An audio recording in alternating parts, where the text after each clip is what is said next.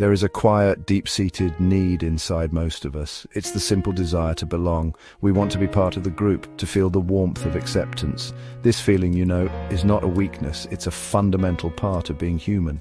From the moment we're born, we seek connection.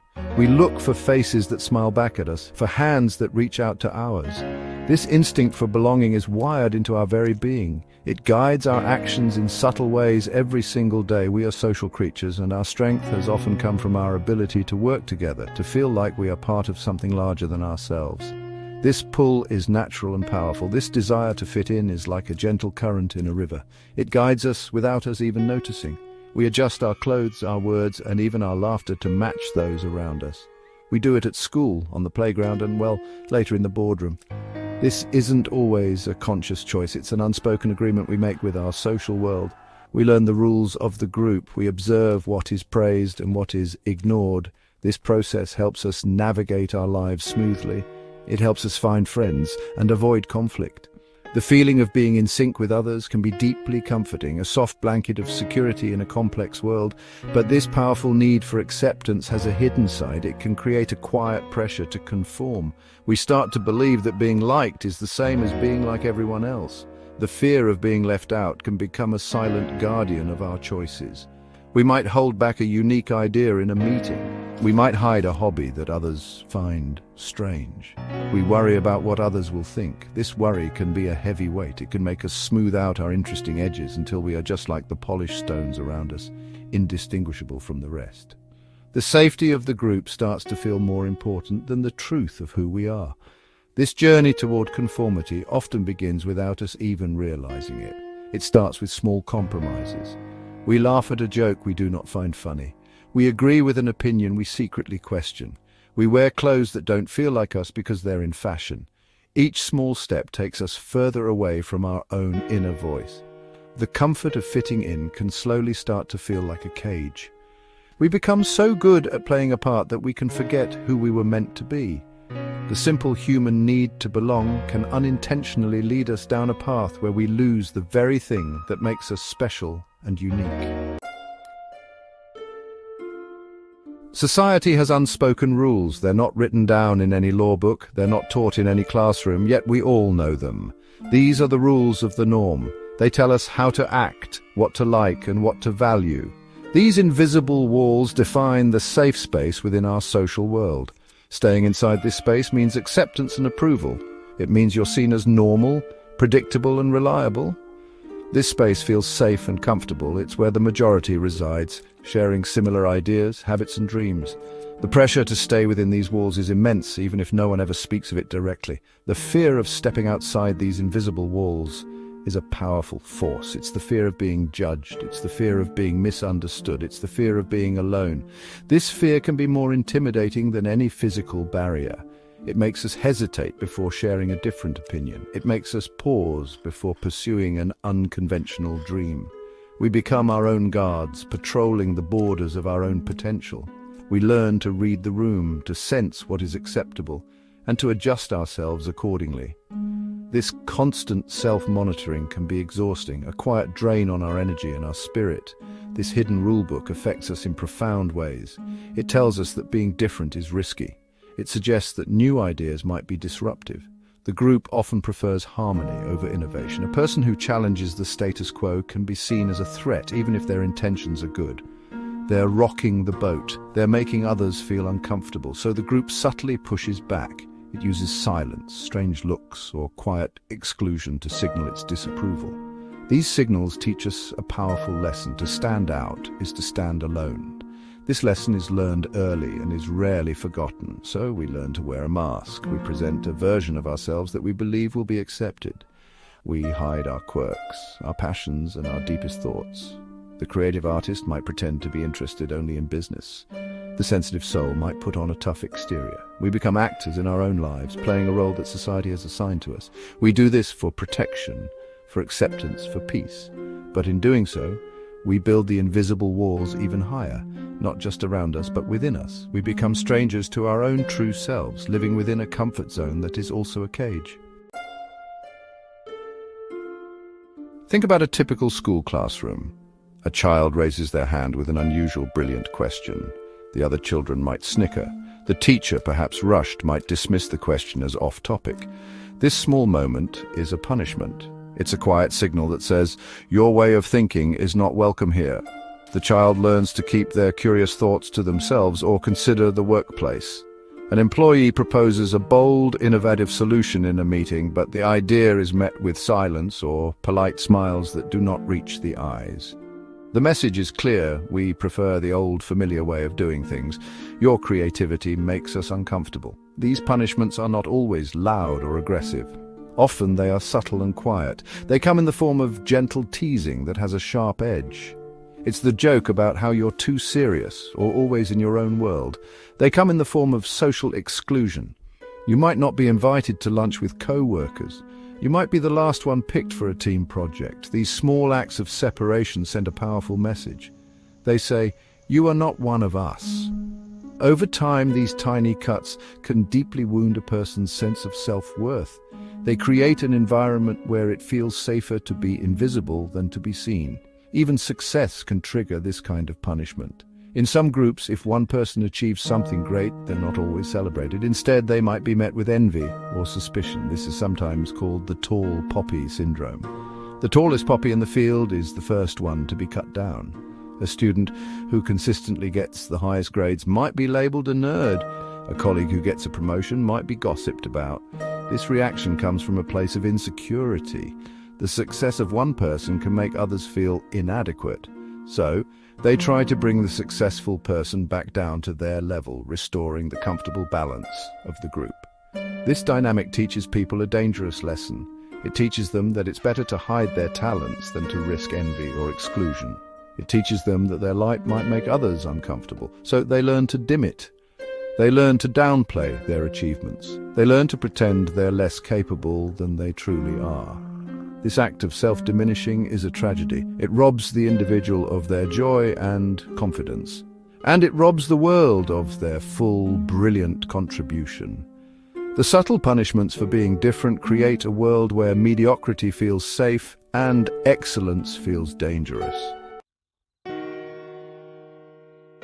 For the creative and the intelligent, the world can feel like a lonely place. They see things differently. They connect ideas that others do not. Their minds are constantly buzzing with questions, possibilities, and new perspectives. But when they share these thoughts, they're often met with blank stares or confusion. This experience can be deeply isolating. It's like speaking a language that no one else understands. They long for connection, for someone to see the world as they see it. But they often find themselves on the outside looking in, separated from others by the very gifts that make them special. This sense of isolation can lead to a quiet retreat. Many smart and creative people become shy or introverted, not by nature, but by experience. They learn that sharing their true selves often leads to misunderstanding or rejection, so they build a protective shell around their inner world. They become observers instead of participants. They listen more than they speak. They keep their most brilliant ideas locked away in the private sanctuary of their own minds. This shyness is not a weakness. It's a defense mechanism, a way to protect a sensitive core from a world that doesn't always understand it. The loneliness is not just about a lack of friends. It's a deeper, more profound sense of not being truly seen or known. Even when surrounded by people, they can feel completely alone. They might have pleasant conversations about the weather or sports, but they yearn for something more. They crave discussions about big ideas, about meaning, about the intricate patterns they see in the world. When these conversations are not available, a part of them remains hidden and unfulfilled. This can lead to a feeling of emptiness, a quiet ache for a connection that goes beyond the surface. This retreat into oneself can become a self-fulfilling prophecy. The more they withdraw, the less opportunity they have to find like-minded souls. The world sees them as quiet or aloof and may stop trying to engage with them. This reinforces their belief that they are different and do not belong. It's a sad cycle. The very people who have the most to offer, the innovators, the artists, the deep thinkers, are often the ones who feel most disconnected from the society they could enrich. They walk a lonely path, carrying their unique gifts like a secret they're afraid to share. The pressure to conform is not something we invent anew in each generation. It's often a legacy passed down through our families and our cultures. Think of the stories our grandparents told. Many came from times of great hardship, where survival depended on not drawing attention to oneself. They lived in communities where fitting in was really a matter of safety. Don't make waves, they might have been taught. Keep your head down. These were not just words of advice. They were strategies for survival. These lessons were absorbed by their children and then passed down to us, often without us even realizing their origin. These family habits become the air we breathe. A child who is naturally boisterous and curious might be gently shushed by a parent who was taught that quiet children are good children. A teenager with a passion for an unconventional career path, like art or philosophy, might be lovingly guided toward a more sensible choice, like accounting or law. These parents are not trying to crush their child's spirit, they're trying to protect them. They're applying the lessons from their own past, believing that the safest path is the one that is most traveled. The desire to see their children succeed becomes tangled with the desire to see them fit in. Cultural traditions also play a powerful role in this story. Some cultures place a very high value on the group over the individual. Harmony, respect for elders, and maintaining social order are seen as the highest virtues. In such an environment, the needs of the community are expected to come before the desires of the individual. While this can create strong, supportive communities, it can also leave little room for personal expression. Someone who prioritizes their own unique path might be seen as selfish or rebellious. The cultural script is powerful and, deviating from it can feel like a betrayal of one's heritage. So we inherit these habits of hiding. We learn from a young age that certain parts of us are acceptable and other parts should be kept private. We learn that our unique talents might be a burden rather than a gift. This is not a conscious decision we make. It's a quiet inheritance, an echo from a cautious past that still reverberates in our present. We carry these old fears with us, often without questioning them, and so the cycle continues. The pressure to hide our true selves is reinforced not by strangers, but by the very people and traditions that we love and respect the most. Breaking free from the habit of hiding is a journey. It's not something that happens overnight, but it is a journey we can all take. One of the first steps is to build new skills for self-expression. This can be as simple as practicing how to state your opinion calmly and respectfully, even when it differs from the group. Schools can play a huge role here. Instead of just teaching facts, they can teach students how to think critically and how to have respectful debates. They can create projects where unique solutions are celebrated, not just correct answers. These skills build a foundation of confidence, teaching us that our voice matters. Support groups and like-minded communities are like a lifeline for those who feel different. Finding your tribe, a group of people who share your interests and appreciate your unique perspective, is a transformative experience. Suddenly you are not the odd one out anymore. You are with people who get it. This could be a book club, a coding group, a hiking club, or an online forum for artists. In these safe spaces, you can take off your mask. You can share your ideas without fear of ridicule. This sense of belonging gives you the strength to be yourself, not just within the group, but in the wider world as well. Community events that celebrate diversity can also help change the culture of conformity. Imagine a town fair that has a stage for local poets, a gallery for amateur painters, and a booth for young inventors to show off their creations. When a community actively makes space for different talents and voices, it sends a powerful message. It says, "We value what makes you unique." It shows people that being different is not something to hide, but something to celebrate. These events change the atmosphere. They make it easier for everyone to feel that they can contribute their own special gift to the community. Ultimately, finding the strength to be yourself is an inside job. It requires self-compassion. It means forgiving yourself for all the times you hid your light. It means learning to listen to your own inner voice, that quiet whisper that knows who you truly are. Practices like journaling, meditation, or simply spending time alone in nature can help you reconnect with that voice. It is a slow and gentle process of unlearning the fear of judgment. It is about giving yourself permission to be authentic. Each small act of being true to yourself builds your strength and makes it easier to shine your light a little brighter the next time. History is filled with stories of people who dared to be different. At first, they were often misunderstood, ridiculed, or ignored, but their unique ideas eventually changed the world. Think of scientists like Galileo Galilei, who challenged the belief that the Earth was the center of the universe. He was punished for his ideas, but he was right. His courage to stand by his observations paved the way for modern astronomy. His story shows us that the ideas that seem strange today might become the accepted truths of tomorrow. Progress often begins with a single person brave enough to see the world differently. This is not just true for famous scientists. It happens in the world of art and culture as well. Consider artists like Vincent van Gogh. During his lifetime, his unique style of painting was not appreciated. He sold very few paintings and struggled with poverty and loneliness. Yet today, his work is celebrated around the world for its emotional power and originality. He painted from his soul, even when no one else understood his vision. His legacy reminds us that the value of our contribution may not be recognized immediately. True creativity often exists ahead of its time, waiting for the world to catch up.